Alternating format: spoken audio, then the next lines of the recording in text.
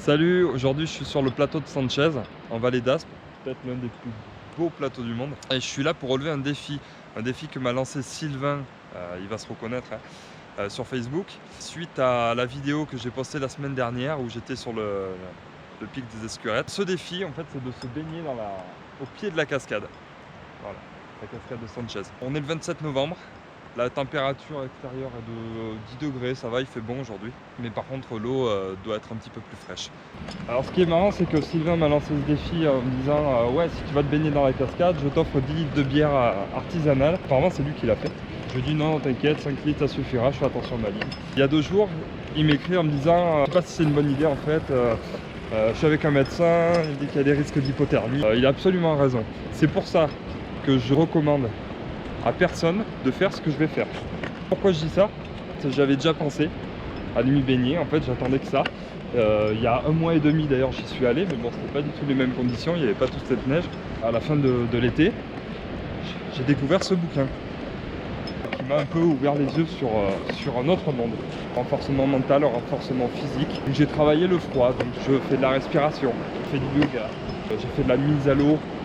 Donc la mise à l'eau froide, progressive. Donc en fait, je m'y suis préparé. C'est pour ça que là, le défi d'aujourd'hui, ça va être une première. Parce que je me suis jamais baigné en montagne, en milieu hivernal. Comment? Mais par contre, j'ai déjà fait des bains froids. Voilà, peut-être pas aussi froid qu'aujourd'hui. En tout cas, j'espère qu'elle est froide. Donc il y a tout un protocole pour rentrer dans l'eau. Je ne vais pas m'y jeter comme ça.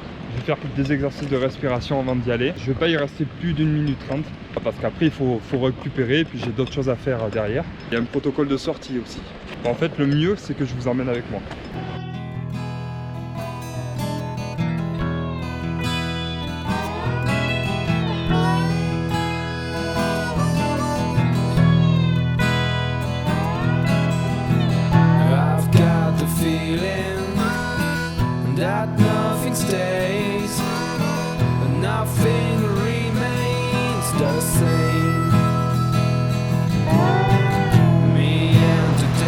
Je suis à 5,8.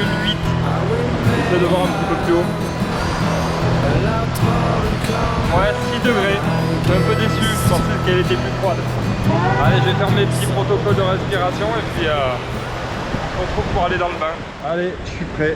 Alors regarde Sylvain, comme je sais que tu habites quasiment au Pays Basque, j'ai mis le caleçon qu'il fallait. J'ai la serviette, mes affaires pour me réchauffer. Je suis prêt, je peux y aller.